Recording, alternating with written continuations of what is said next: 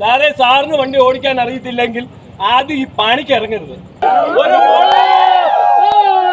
A few moments later.